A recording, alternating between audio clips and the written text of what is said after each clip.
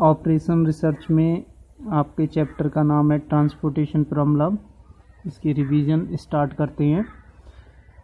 Method for finding initial solution. Initial solution को find out करने के लिए हमारे पास 3 मेथड हैं। पहला मेथड है नॉर्थ वेस्ट कॉर्नर मेथड, इसे शॉर्टकट में NWCM कहते हैं। दूसरा मेथड है लीस्ट कॉस्ट मेथड, शॉर्टकट में इसे LCM कह सकते हैं, या इसी का दूसरा नाम होता है मैट्रिक्स मिनिमम मेथड। तीसरा मेथड है हमारा वोगल अप्रोक्सीमेशन मेथड, या इसे BAM बॉम्ब लिख देते हैं। ठीक है, अब हम नॉर्थ वेस्ट कॉर्नर मेथड को पहले देखते हैं। तो इसका एक क्वेश्चन देखते हैं हम। For the transportation problem given below find A basic feasible solution bye north west corner method. तो इसके लिए हमें ये टेबल दे रखी है और हमें इसमें initial basic feasible solution find out करना है। तो यहाँ से अब हम इसकी सॉल्यूशन करते हैं। We have by north west corner method, हम नॉर्थ वेस्ट कॉर्नर मेथड के थ्रू इसे करेंगे। जो क्वेश्चन में दिया हुआ है वैसा ही हमने इसकी सेम टेबल बना ली है। ठीक है, तो जैसे आपकी D1, D2, D4, D5 और सप्लाई, इधर आपकी डिमांड जो भी दिए हुए हैं वो मैंने इसी क्वेश्चन से लिख लिए हैं। अब इसकी हम सॉल्यूशन किस प्रकार से करेंगे। जैसा कि हमारे मेथड का नाम है north west corner method. North का मतलब उत्तर और वेस्ट का मतलब पश्चिम, तो ये आपकी दिशाएं होती हैं नॉर्थ, साउथ, ईस्ट, वेस्ट। तो और कॉर्नर का मतलब किनारे पे, तो उत्तर और पश्चिम के जो किनारे से होगा इस साइड पे, वहाँ से इसकी हम स्टार्टिंग करेंगे। तो यहाँ से लेकर ये आपकी जो है ये आपकी ये ट्रांसपोर्टेशन मैट्रिक्स है। यहाँ से ये जो है डिमांड और सप्लाई को छोड़कर जो मैट्रिक्स है ये आपकी ट्रांसपोर्टेशन मैट्रिक्स है। इसे सप्लाई को छोड़ दो और इसे डिमांड को छोड़ दो।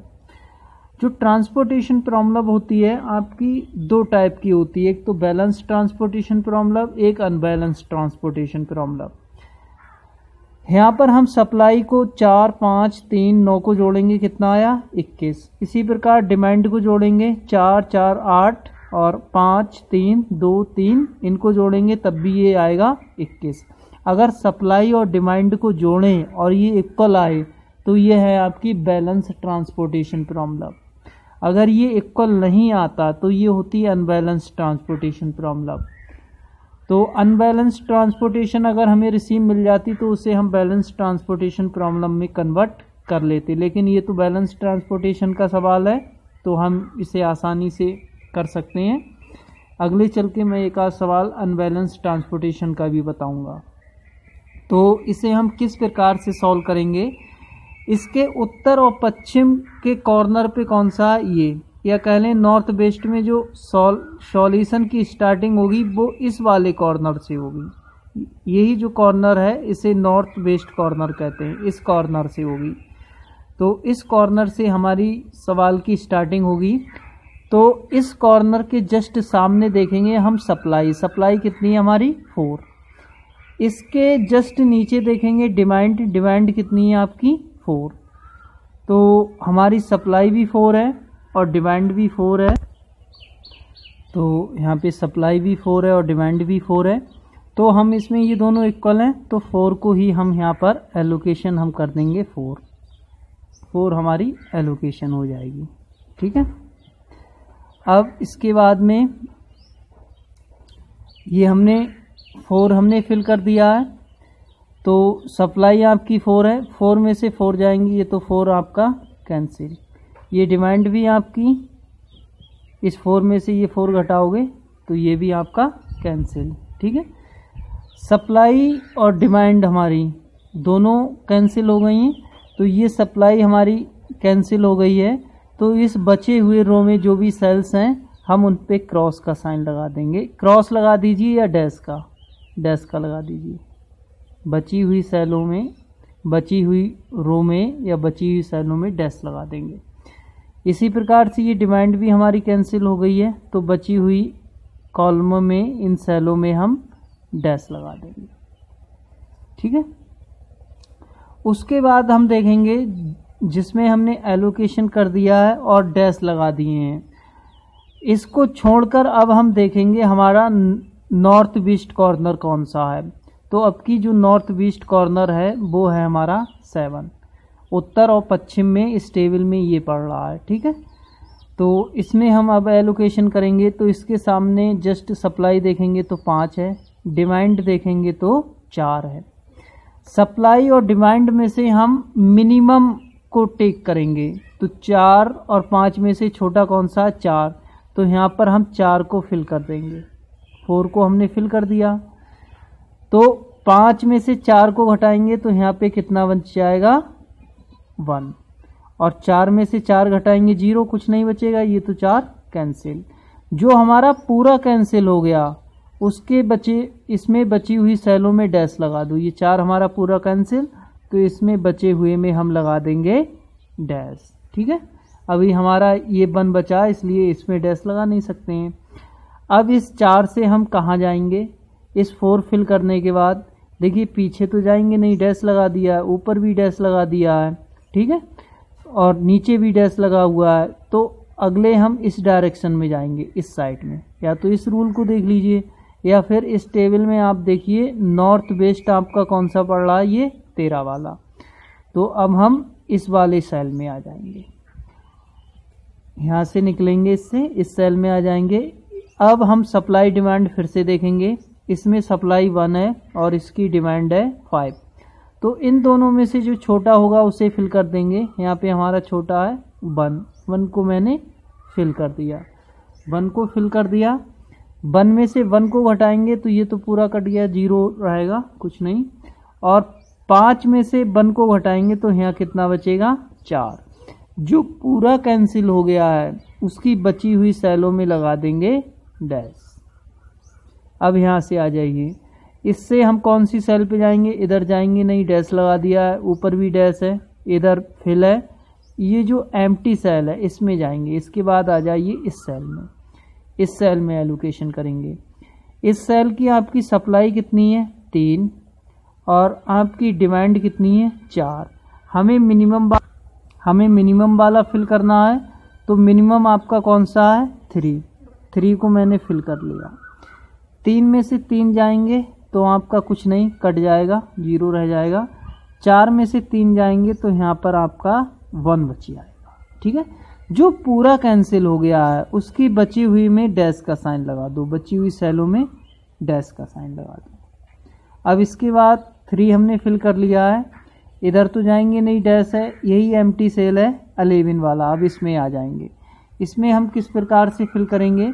इसके नीचे देखेंगे 1, यहाँ पर है आपका 9, तो इनमें सबसे छोटा कौन सा है? 1 को फिल कर लिया। 1 में से 1 गया तो ये तो कट गया, 0 रह गया यहाँ पे। और 9 में से 1 को घटाएंगे तो यहाँ पे बच जाएगा हमारा 8। पूरा कौन सा कैंसिल हुआ? ये वाला। इसमें बची हुई में डैश लगा देंगे, तो इसमें ऑलरेडी आपके फिल है या डैश साइन लगा हुआ है। इसके बाद में इसे फिल करने के बाद हम आएंगे इस वाले में। ठीक है। क्योंकि इधर भी फिल है, ऊपर भी फिल है और नीचे तो कुछ है ही नहीं, तो इस वाले में आएंगे। इसमें हम क्या फिल करेंगे? इधर 8 है, इधर आपका 3 है। मिनिमम क्या है? 3 छोटा है, 3 फिल कर दिया। 3 से 3 तो कैंसिल, और 8 में से 3 घटाएंगे तो हमारे पास बचेगा 5। ठीक है। अब इसके बाद हम इसमें आ जाएंगे, तो 2 और 5 में कौन सा छोटा है? 2 को फिल कर लिया, ये तो पूरा कैंसिल। और यहाँ पे आपका 5 में से 2 घटाएंगे तो कितना बचेगा? 3। लास्ट में हम इस वाले में आ जाएंगे और यहाँ पे क्या फिल कर लेंगे हम? 3, क्योंकि ये दोनों इक्वल हैं, तो हमारा 3 फिल हो गया। ये भी 3 कट गया, ये भी 3 कट गया। सारी सप्लाई और डिमांड आपकी कैंसिल हो गई और सारी एलोकेशन भी हो गई है हर सेल में। अब हम इसका सॉल्यूशन लिख देते हैं। From above table we get following initial basic feasible solution. Initial basic feasible solution किस प्रकार से लिखेंगे? जहाँ जहाँ हमने एलोकेशन किया है उनको लिखेंगे। तो हमने एलोकेशन हमारा ये हुआ है 4, तो ये आपके पहले रो में है और पहले कॉलम में है। इसे लिख लेंगे x11 इक्वल टू 4।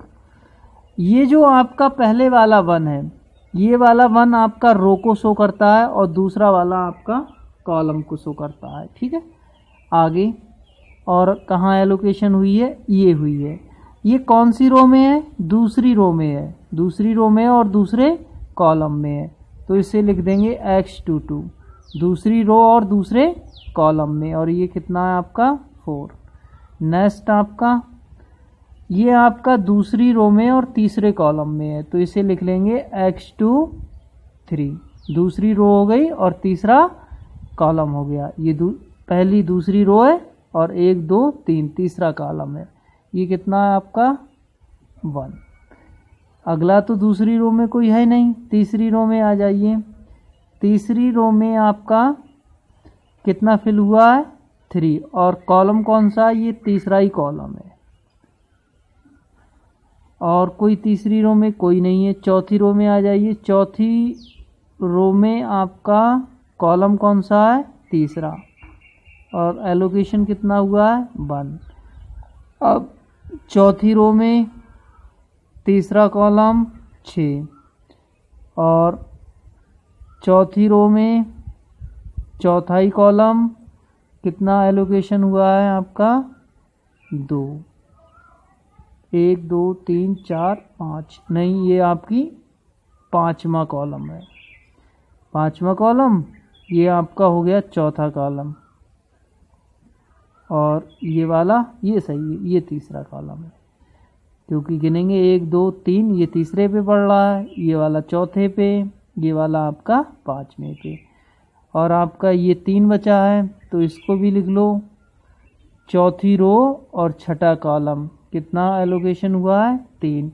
ये आपका इनिशियल बेसिक फिजिबल सॉल्यूशन हो गया। ठीक है, और इस सवाल में कास्ट ऑफ ट्रांसपोर्टेशन पूछी नहीं है। कास्ट ऑफ ट्रांसपोर्टेशन पूछता तो हम वो भी निकाल लेते, मात्र हमें इनिशियल बेसिक फिजिबल सॉल्यूशन पूछा है, वो हमने निकाल दिया है। ठीक, देखिए यहाँ पे कुछ मिस्टेक हुई है।